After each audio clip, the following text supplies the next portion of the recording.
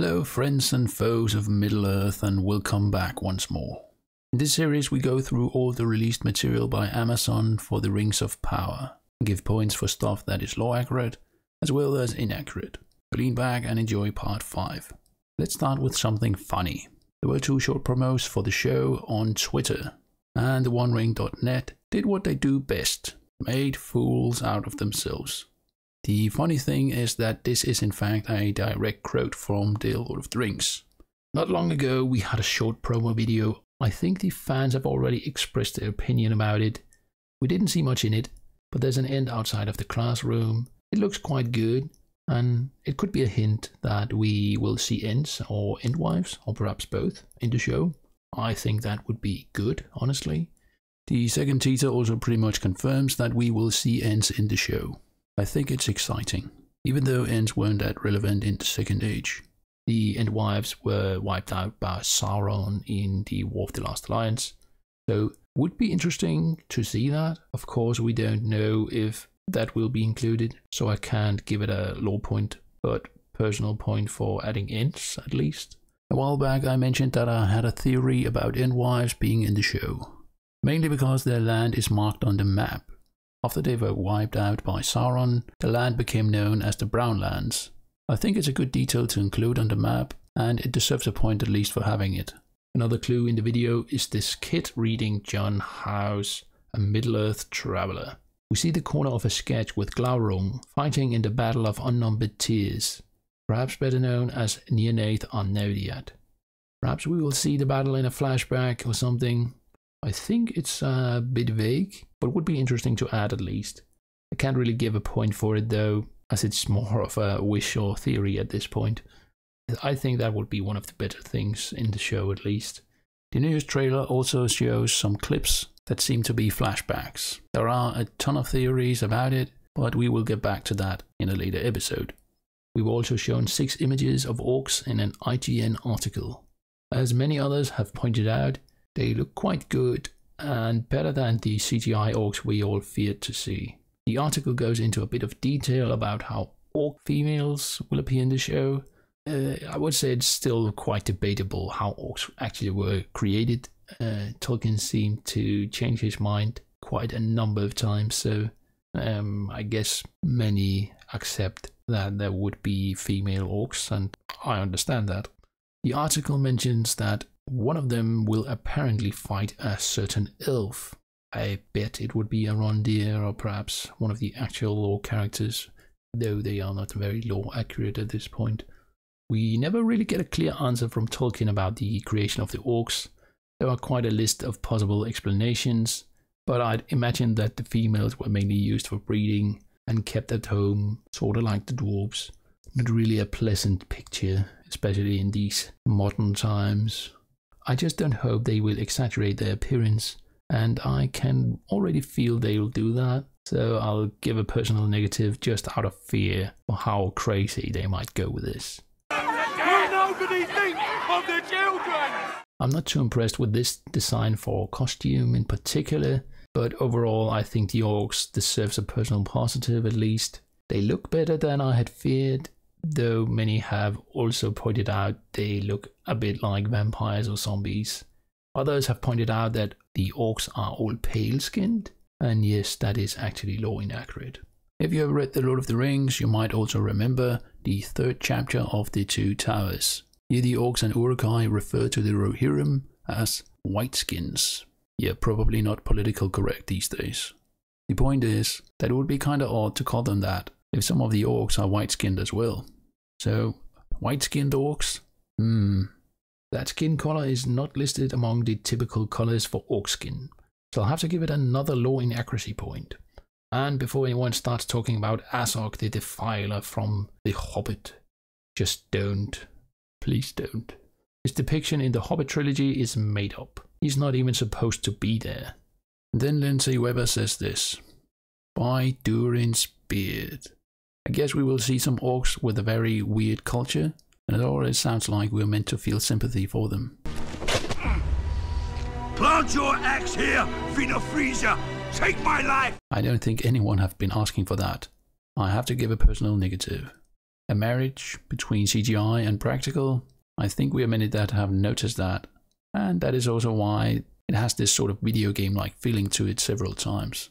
I'm personally not a fan of CGI. It is impressive what can be made these days, but there's something off for me when I see it. It's actually also one of the things I hated the most in the Hobbit trilogy. I think it looks fake when overused, and I would rather see bigger cheers like Peter Jackson used for The Lord of the Rings. And then with some digital editing. So I have to give a personal negative for the amount of CGI in the show. I will say though that it's good that the Orcs will rely less on CGI. I'll give a personal positive for that. Let's move on to the article about Celebrimbor. The article gives a fine summary of Celebrimbor's background, and we get this. He's the Lord of Eregion, and being a lord is something akin to royalty, which is very close to Khazad-dûm, says Charles Edwards. Not sure what he means, but lord is just a title. You don't have to be related to the king to become a lord, though that was often the case in medieval times. Anyway, let's move on. He's actively trying to turn Eregion into a place of excellence, and he is working with the dwarves towards that end to try and capitalize on their talents and their creativity. I think this is excellent and fits well for Celebrimbor. His friendship with the dwarves is indeed law accurate and deserves a point. In our story, Celebrimbor encourages and assists Elrond to visit Khazad-dûm and to court the dwarves. And I guess that is what we see in this image, and also why we see Elrond smashing a rock inside Khazad-dûm later on. There's of course no evidence for that happening. We can rule out the option that Elrond might have visited Khazad-dûm, so I won't give a negative law score for this, though I find it unlikely that he would be smashing rocks inside Khazad-dûm.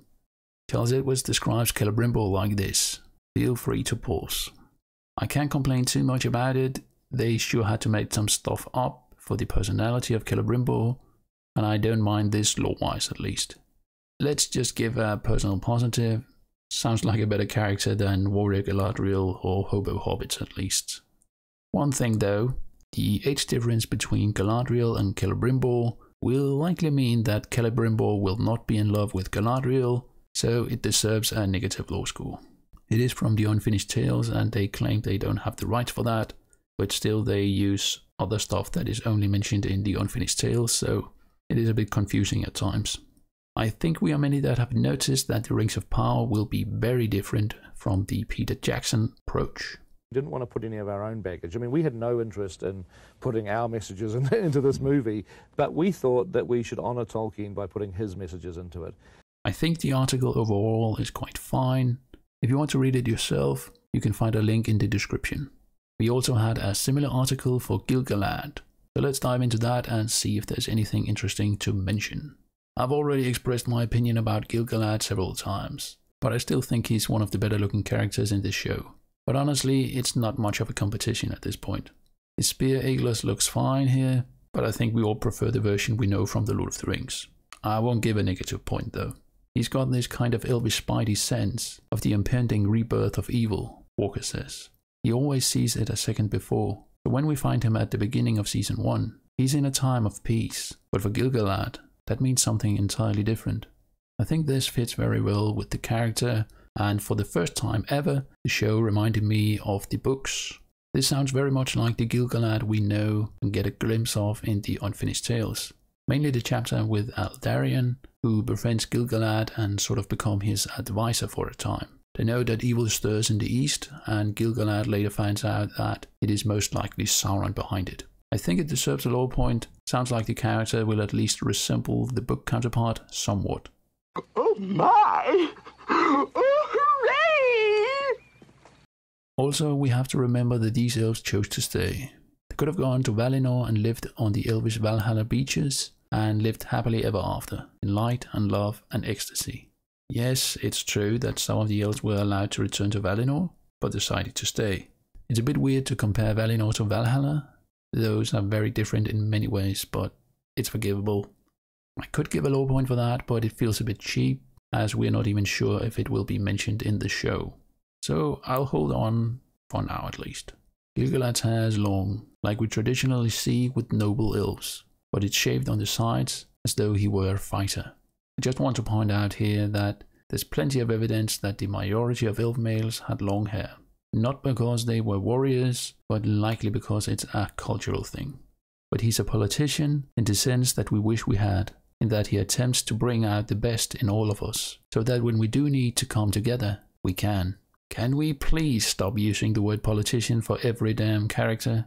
Is this show supported by a political party or something? The time of heroes is dead, Wiglaf. He's a king, for Christ's sake. The High King, even. I have to give a personal negative. Not every character in Middle-earth is a politician. Let me stress that. Overall, I think the article is fine, so feel free to give it a read as well. Link is in the description. At this point, I'm mainly baffled by the amount of characters we haven't heard from. Gil-galad the shipwright that will get one of the Elven rings. Why haven't we heard about him at all? And then there's Celebrimbor, Galadriel's husband. Some claim he is dead in the show, but there's no evidence for that so far. Then their daughter, Celebrimbor, that married Elrond, and not to mention Orofir, father of Thranduil, or Amdir, king of Lorien. Both played vital roles in the War of the Last Alliance and died in the war. I would assume they would play a role in the show, but maybe they will first appear in a later season. I'm not giving points for it or anything, I just felt it had to be mentioned, as many have wondered where these characters are. And let's end the video with the terrible book covers by Amazon. It feels out of place to have these for The Lord of the Rings, though the Peter Jackson adaptations also had covers with images from the films. This series, however, is not related to The Lord of the Rings at all, so it feels very far-fetched. I have to give it a personal negative. Later, Amazon decided to release an edition where all 3 parts of The Lord of the Rings is in one book. I think the artwork itself looks good, but that sticker in the corner really ruins it. I won't give another negative though. And that is all for part 5. In the next part we will go through the second teaser, dive into the article with Halbrand and Galadriel, and lastly go through all the mistakes in the article about the Númenoreans. After that we will finally reach the main trailer many of you have been waiting for, so stick around, there's something to look forward to. As always, thank you for watching and don't forget to leave a like and subscribe. Farewell till next time.